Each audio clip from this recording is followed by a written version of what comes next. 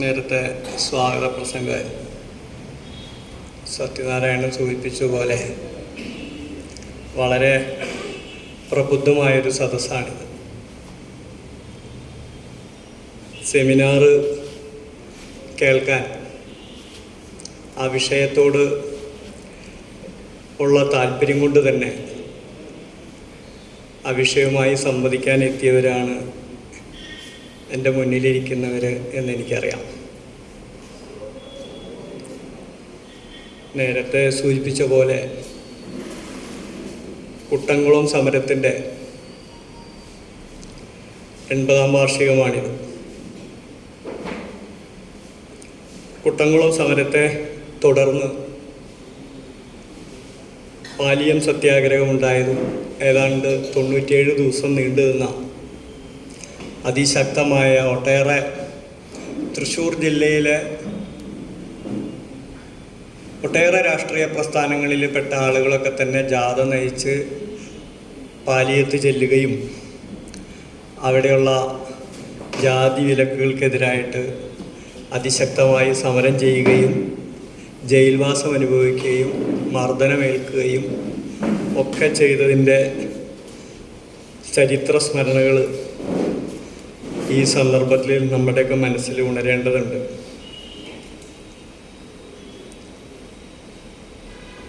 നമ്മുടെ ദേശീയ പ്രസ്ഥാനത്തോടൊപ്പം തന്നെ നവോത്ഥാന പ്രസ്ഥാനത്തിൻ്റെ ഭാഗമായി തന്നെ ഉയർന്നു വന്ന ജാതി വിരുദ്ധ സമരങ്ങൾ, അയിത്തത്തിനെതിരായ സമരം വലിയ തോതിൽ തൃശ്ശൂർ ജില്ലയിൽ നടക്കുകയുണ്ടായിട്ടുണ്ട്. സ്വാതന്ത്ര്യാനന്തരം നടന്ന സമരമാണ് വേലൂരിലെ മാറുമറയ്ക്കൽ സമരം. പലപ്പോഴും തൃശ്ശൂരിലെ ചരിത്രത്തിൽ ഇത്രമാത്രം സമരങ്ങൾ, ഐതിഹാസികമായ സമരങ്ങൾ കേരളത്തിൻ്റെ സാംസ്കാരിക ചരിത്രത്തിൽ, രാഷ്ട്രീയ ചരിത്രത്തിൽ ഒക്കെ രേഖപ്പെടുത്തേണ്ടായ സമരങ്ങൾ നടന്നിട്ടുണ്ടെന്ന് ഇപ്പോഴാണ് നമ്മളൊക്കെ കുറേ കൂടി ശ്രദ്ധിക്കുന്നത്. അത് ആ രീതിയിൽ പന്തിക്കാട്ട് സമരമായാലും ഒരു സമരവും അതിൻ്റെ ഗൗരവത്തിൽ തൃശ്ശൂരിൽ അങ്ങനെ രേഖപ്പെടുത്തി കണ്ടിട്ടില്ല. കുട്ടംകുളം സമരത്തിൻ്റെയൊക്കെ ഓരോ അധ്യായങ്ങളും പരിശോധിക്കുമ്പോൾ വളരെ ക്രൂരമായ അനുഭവങ്ങളാണ് ആ കാലത്തെ സമര പോരാളികൾക്കൊക്കെ ഉണ്ടായിട്ടുള്ളത്. ഇന്ന് ചില ആളുകളൊക്കെ ചോദിക്കും, എന്തിനാണ് ഇങ്ങനെ ഇതൊക്കെ കഴിഞ്ഞില്ല, ഇനി ഇതൊക്കെ കുത്തിപ്പൊക്കണം എന്തിനാണെന്ന് ചോദിക്കും. നമ്മളങ്ങനെ കുത്തിപ്പൊക്കുന്നതാണോ? അങ്ങനെ നിങ്ങൾക്ക് തോന്നിയിട്ടുണ്ടോ?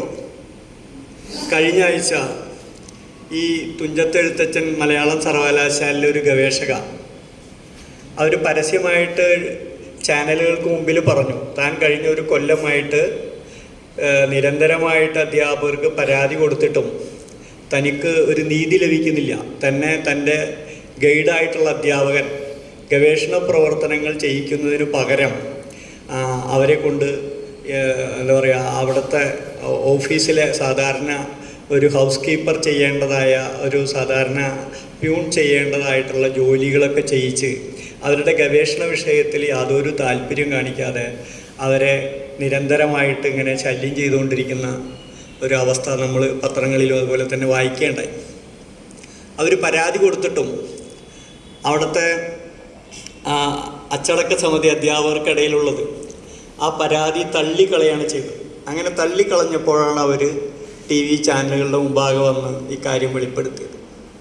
ഏതാണ്ട് കുറച്ച് നാളുകൾക്ക് മുമ്പ് കേരള യൂണിവേഴ്സിറ്റിയിൽ ഒരു ഗവേഷക വിദ്യാർത്ഥി പ്രബന്ധം അവതരിപ്പിച്ചപ്പോൾ ഇതേ കാരണത്താൽ തന്നെ അവിടുത്തെ ടീച്ചർ എടുത്ത നിലപാടറിയാലോ നമുക്ക്.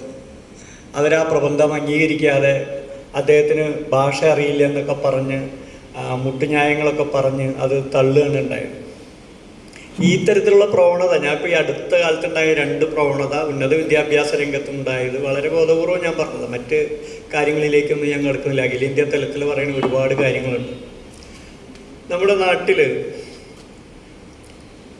നമ്മുടെ തിരഞ്ഞെടുക്കപ്പെട്ട ജനപ്രതിനിധികളടക്കം അനവസരത്തിൽ ജാതി പറയുന്ന, ജാതി വെളിപ്പെടുത്തുന്ന സാഹചര്യമൊക്കെ നിങ്ങൾക്കറിയാം. ഞാൻ അപ്പോൾ അത് കൂടുതൽ പറഞ്ഞു പോയാൽ അത് നിങ്ങൾക്ക് കക്ഷി രാഷ്ട്രീയമായിട്ട് തോന്നും.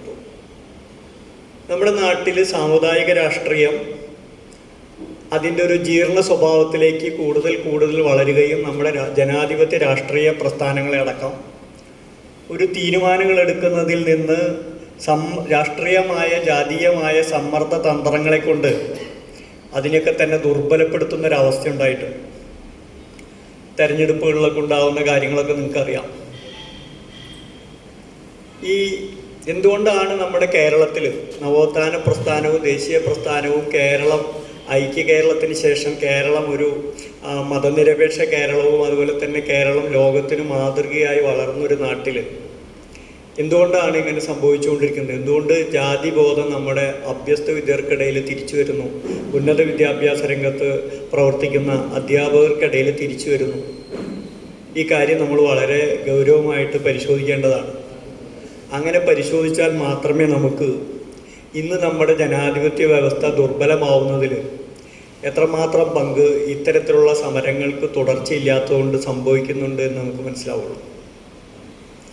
തീർച്ചയായിട്ടും ഇപ്പോൾ അടുത്ത കാലത്തുണ്ടായ തൃശ്ശൂരിലുണ്ടായ കോടതി വിധി, അതിനു മുമ്പ് കുട്ടംകുളത്ത് തന്നെ ഒരു 5-8 വർഷം മുന്നേ അവിടെ അന്ന് തീണ്ടൽ പലക എടുത്തു മാറ്റിയ സ്ഥലം അടച്ചു കെട്ടുന്ന ഒരു നടപടി ഉണ്ടായി.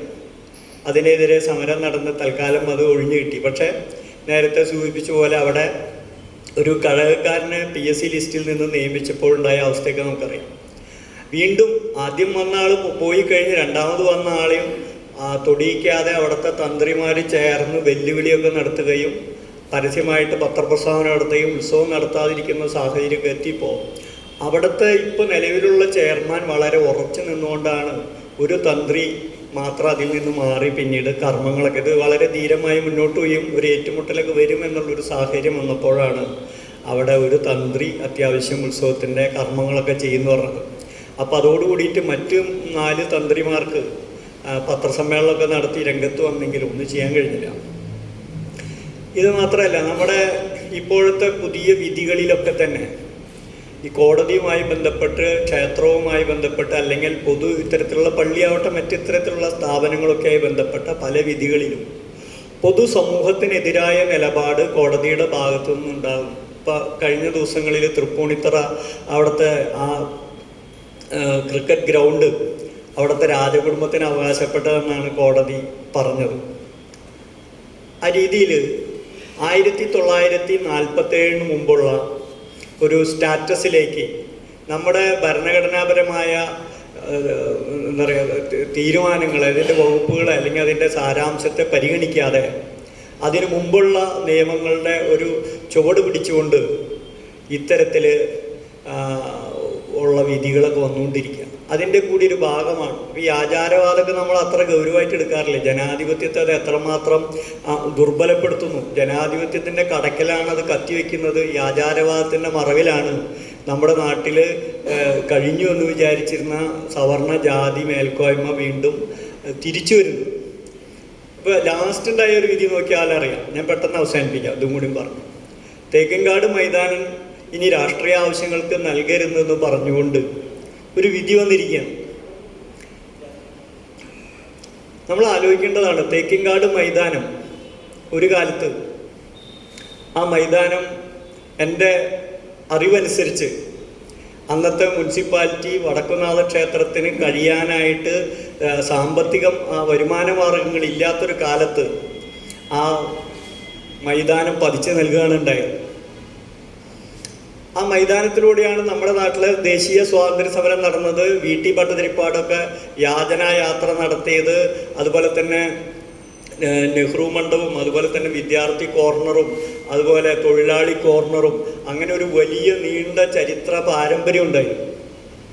വൈക്കം സത്യാഗ്രഹത്തിൽ കണ്ണിൽ ചുണ്ണാമ്പെറിഞ്ഞ രാമനിളയത് അവസാനം വന്ന് ആത്മഹത്യ ചെയ്തടക്കം തൃശ്ശൂരിലെ ആനപ്പള്ളം അതിനോട് ചേർന്ന് കിടന്നിട്ടാണ്. അങ്ങനെയുള്ളൊരു സ്ഥലം ഇന്ന് രാഷ്ട്രീയ പ്രവർത്തനം ഇത്രമാത്രം മോശമായൊരു കാര്യമാണ്. നമ്മളൊക്കെ പലപ്പോഴും ചില കാര്യങ്ങളൊക്കെ സാധിക്കാൻ വേണ്ടി കക്ഷി രാഷ്ട്രീയത്തിന് അതീതമായി എന്നൊക്കെ സംസാരിക്കാറുണ്ട്.